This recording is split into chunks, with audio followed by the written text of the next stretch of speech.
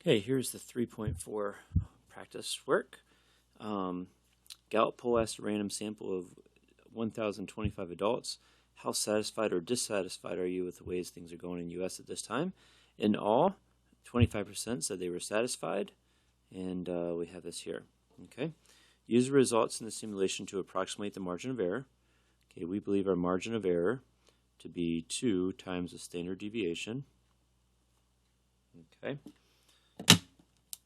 which would be 0.028 is our margin of error. So our interval, we believe, to be 25% plus or minus 0.028. So that's part A. Part B, interpret the margin of error. So we believe the true population percentage of approval of satisfied to be within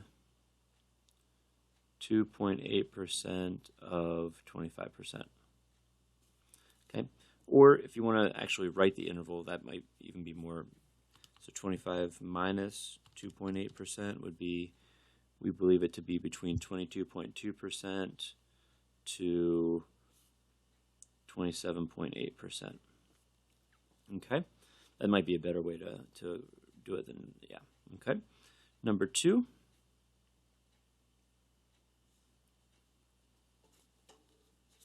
Reporting on cheats.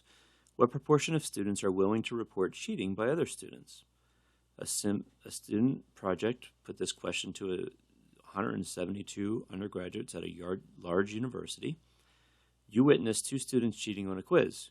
Do you go to the professor? Only 11% said yes. Okay. So our margin of error for part A is going to be 2 times the standard deviation here, which would be 0.048. Okay, so our whole interval was 11% plus or minus 0.048. Okay, so part B, interpret it. We believe the true proportion of students who would report cheating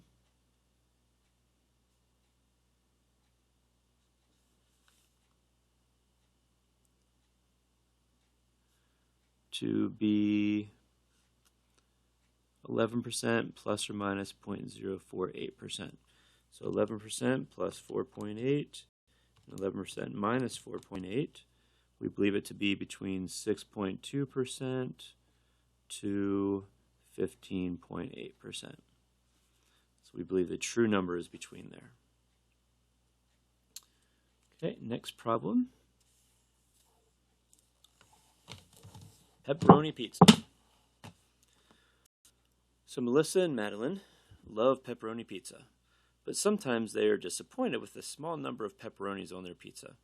So investigate, they went to their favorite pizza restaurant at 10 random times during the week and ordered a large pepperoni pizza, and they counted how many pepperonis were on their pizza. So sometimes they didn't get very many pepperonis, and other times they got a lot more.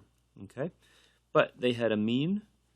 Okay, they had an average of 37.4 pepperonis. Okay, so to create our margin of error, we're going to take 2 times our standard deviation. Okay, so we believe it's the number of pepperonis on average for all of them is a margin of error of 2 times 2.127. Okay, move it a little bit. So this is our margin of error. So we believe it to be this, our sample, plus or minus what our margin of error is. Okay, so interpret the margin of error. So we believe the true number of pepperonis the true mean, I should say, mean number of pepperonis, mean number of pepperonis to be between, okay, we'll go 37.4 minus 4.254, so 33.146, and 37.4 plus 4.254, 41.654. Okay, so we believe based upon their sample, we believe that all the pizzas coming out of their store, the number of pepperoni, the mean for all of them will be somewhere between there. Okay. Next problem, football and TV. A recent Gallup poll conducted telephone intervals with a random sample of 1,000 adults, 18 and older. 37% said that football is their favorite sport to watch on television. And the margin of error they give you is 3.1 percentage points. Okay, interpret the margin of error. Okay, so we believe the true proportion of those who have football as favorite sport to watch is between, okay, so we said they had a sample of 37%, and plus or minus, they give you the margin of error, which is this number right here.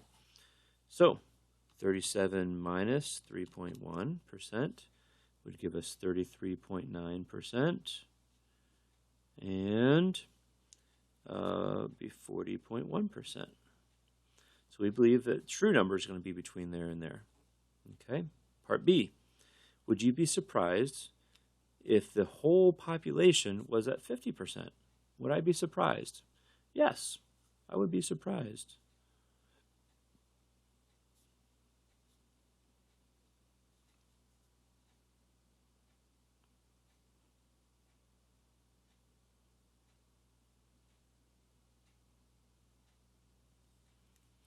Because 50% is not in the interval. So 50% isn't in there. We believe it's between here. 50% is not in there, so I don't believe 50% is true. Okay. How could they decrease the margin of error? How could they make the margin of error smaller?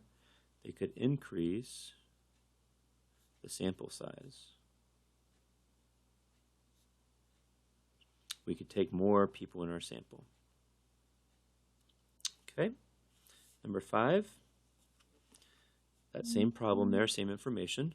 Suppose that we want to make separate estimates for males and females using the original sample of 1,000 adults. How does the margin of error for each of those estimates compare to the margin of error from exercise 9? Okay, so if I would split it, would our margin of error get bigger for the males and bigger for the females? Yes, because we would have less in each of those samples. So there would be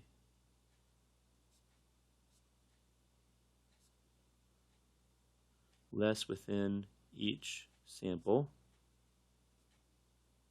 making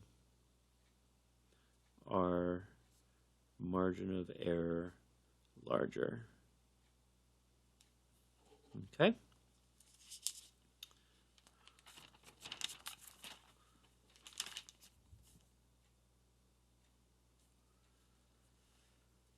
Okay. Color cars in Miami.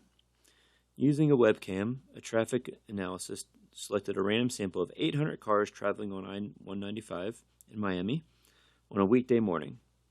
Among the 800 cars in the sample, 24% were white, so we believe it's 24%, with a margin of error of 3 percentage points, plus or minus 3%.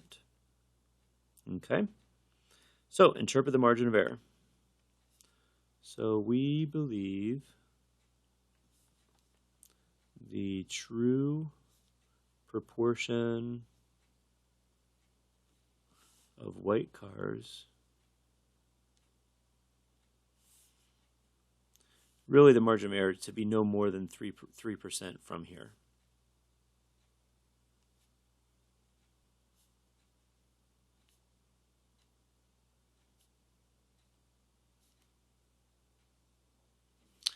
Okay, so we believe it's going to be somewhere, take 24 minus 3 would be 21%, to add it together to 27%.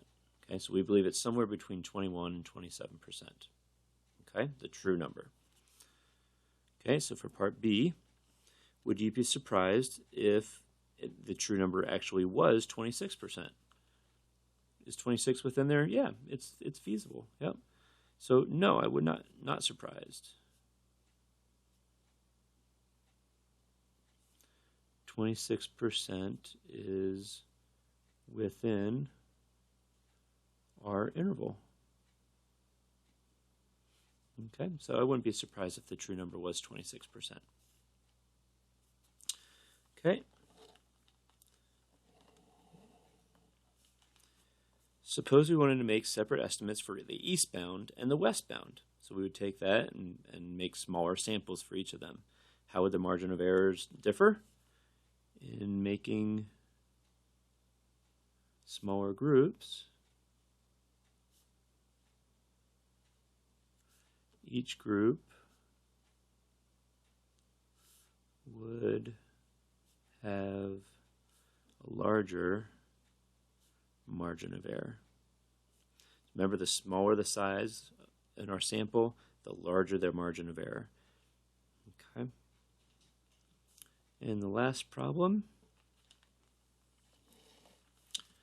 a study of commuting times to work gave a sample of 20 employees in New York, and the mean, okay, they had a mean of 31.25 minutes, and they had a margin of error of 4.47. Okay, so we believe the true mean, I'm talking about mean now, not the proportion, not the percentage, but the mean driving time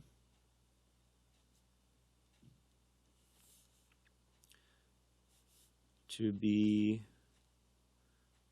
no more than 4.47 minutes away from 31.25.